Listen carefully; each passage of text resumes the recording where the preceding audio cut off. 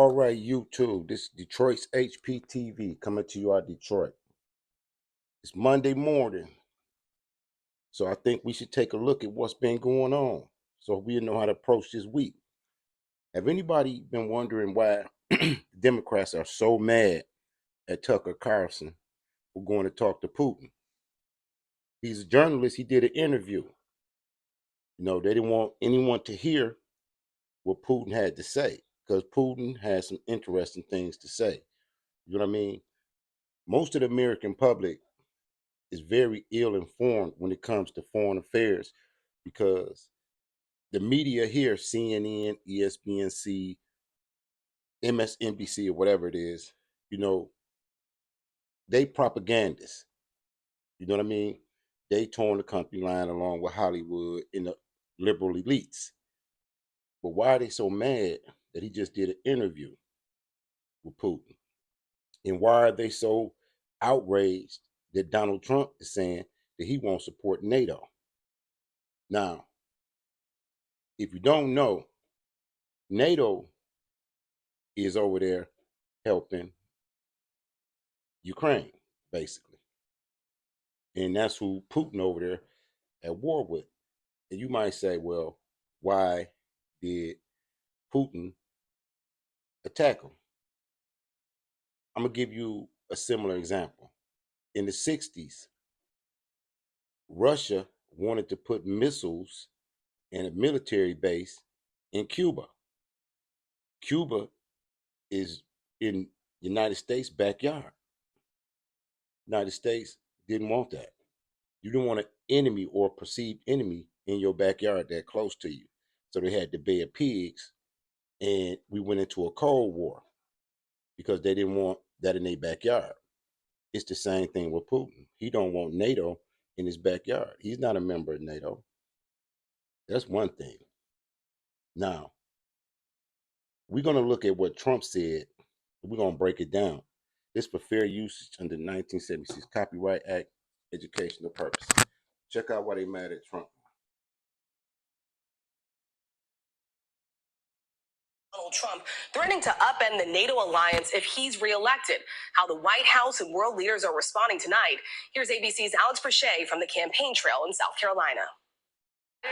Tonight, former President Trump under fire for saying if elected again, he wouldn't protect NATO allies that don't contribute enough to the defense fund. If we don't pay and we're attacked by Russia, will you protect us? No, I would not protect you. In fact, I would encourage them to do whatever the hell they want. The White House calling those comments unhinged, saying during the Biden presidency, NATO is the largest and most vital it has ever been. NATO's General Secretary saying in a statement today, any suggestion that allies will not defend each other undermines all of our security, including that of the U.S. But Trump allies today trying to play down his comments. I have zero concern because he's been president before. I know exactly what he has done and will do with the NATO alliance. Nikki Haley spending Super Bowl Sunday making a fourth quarter push to win over voters ahead of the South Carolina primary, saying if elected, she would absolutely commit to remaining loyal to NATO allies. We should want to keep our alliance as strong as possible. Think about it. They more loyal to other foreign nationals in NATO than they are to the citizens. You know what I mean? And the rest of the world sees it. They see that this Democratic Party in the United States is being manipulated and controlled by powerful people that you don't see, that make money off of other people's sorrow and misery. What is this thing that makes our officials and politicians want to be so loyal to foreign nationals in other countries while they have their own agendas and cultural differences or whatever, and they just drag the American people tagging along like we think this is a good thing. We don't know nothing about the politics. Most people don't know nothing about the politics. They just believe whatever they see on the news. But you got to ask yourself, why are the Democrats so loyal to other people and so disloyal to the American citizen. Yes, we want them to pay more, but that is not the way you get them to do it. Haley showing no signs of dropping out. Her main message, Trump and Biden are just too old. In a new ABC News Ipsos poll, 86% of Americans think Biden is too old to serve another term as president. That figure includes 59% of Americans who think both he and Donald Trump are too old. President Biden has been facing increased criticism about running for a second term after that scathing special counsel report, which cleared him of any criminal wrongdoing, but went on to characterize him as a well-meaning elderly man with a poor memory. Democrats on the Hill have been rallying around the president, saying he is fit to serve. This is a man who is sharp, who is on top of his game. Donald Trump is again going to be the candidate of the Republican Party. Joe Biden is the one Democrat who has... You see how they just to tell you anything? He's sharp and he's on his game. Anybody with eyes can see that that's not the truth. beaten him, who can beat him, and who will beat him. And Alex joins us live from South Carolina. Alex, President Biden preparing for a likely rematch with Trump, and now he's responding directly to Trump's comments about NATO. That's right, Rachel. The president out with a statement tonight saying that Trump has made it clear as day that he would abandon our NATO allies if Russia attacked, calling it appalling and dangerous. Rachel? Alex, thank you. Hi, everyone. George Stephanopoulos here. Thanks for checking out the ABC News YouTube channel. If you'd like to get more videos, show highlights, and watch live event coverage, click on the right over here to subscribe to our channel. And don't forget to download the ABC News app for breaking news alerts. Thanks for watching. Hey, cover girls, plant power. Now I'm going to show you a part of the Tucker Carson interview. I want you to listen closely to the dialogue in this interview.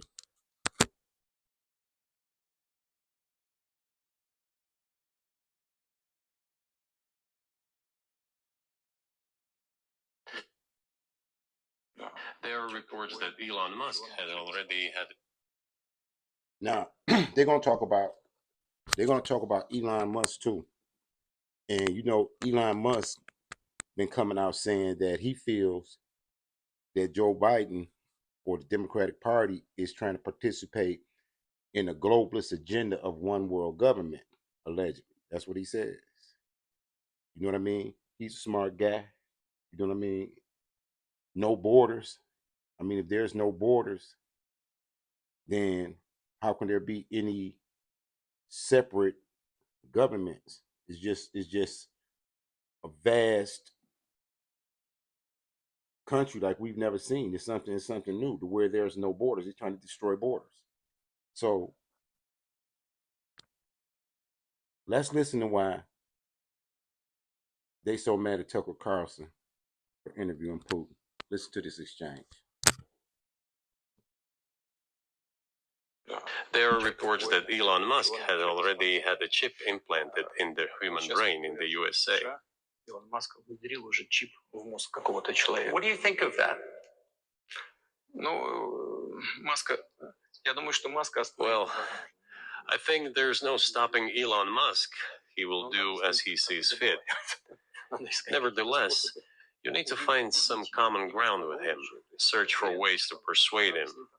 I think he's a smart person. I truly believe he is. So you need to reach an agreement with him because this process needs to be formalized and subjected to certain rules. One of our senior United States senators from the state of New York, Chuck Schumer, said yesterday, I believe, that we have to continue to fund the Ukrainian effort or U.S. soldiers, citizens could wind up fighting there. How do you assess that? Well, if somebody has the desire to send regular troops, that would certainly bring humanity to the brink of very serious global conflict. This is obvious. Do the United States need this? What for? Thousands of miles away from your national territory. Don't you have anything better to do? You have issues on the border, issues with migration, issues with the national debt. More than 33 trillion. Listen to how Putin is reading the temperature of this country. You know what I mean? And it was a veiled threat in there. Listen some more. Dollars. You have nothing better to do, so you should fight in Ukraine? Wouldn't it be better to negotiate with Russia, make an agreement, already understanding the situation that is developing today, realizing that Russia will fight for its interests to the end? So I just want to make sure I'm not misunderstanding what you're saying. I don't think that I am. I think you're saying you want a negotiated settlement to what's happening in Ukraine.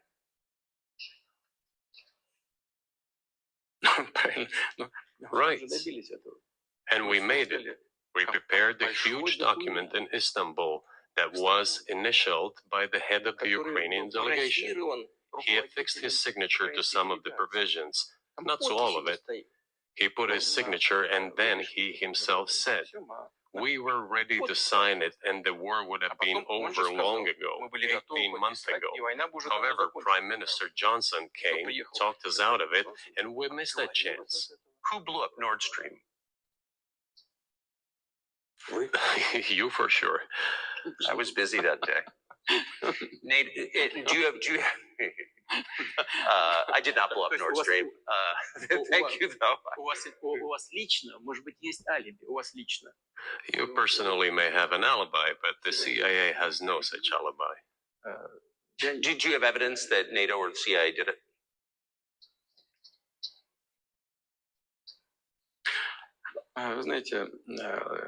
You know, I won't get into details, but people always say in such cases, look for someone who is interested. But in this case, we should not only look for someone who is interested, but also for someone who has capabilities. I just got to ask you one last question, and that's about someone who's very famous in the United States, probably not here, Evan Gershkovich, who's the Wall Street Journal reporter.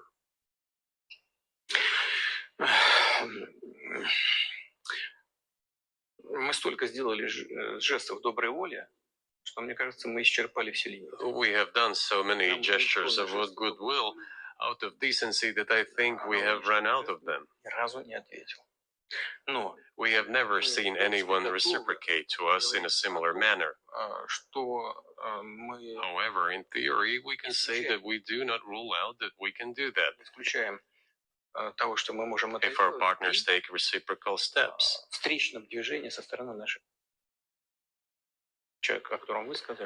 I do not rule out that the person you refer to, Mr. Gershkovich, may return to his motherland. By the end of the day, it does not make any sense to keep him in prison in Russia. We want the U.S. Special Services to think about how they can contribute to achieving the goals our special services are pursuing. We are ready to talk. Moreover, the talks are underway. And there have been many successful examples of these talks crowned with success. Probably this is going to be crowned with success as well. But we have to come to an agreement.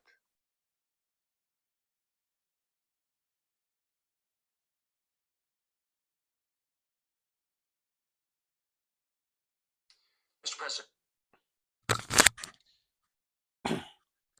Now, if you paid attention to what Putin was saying to Tucker Carson, he issued, it was a warning, and he tied it to what's going on with our borders and immigration. You know what I mean?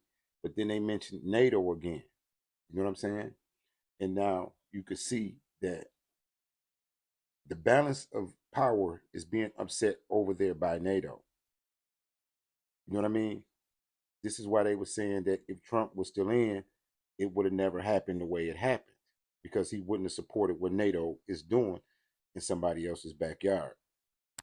You know, all this is going on behind the scenes while we deal with this immigration crisis. You know what I mean? And the fallacies that there's so many jobs and so much work for American people. It's not true. You got to keep your eyes open and pay attention. Keep your head on the swivel. Signing to you out of Detroit. Peace.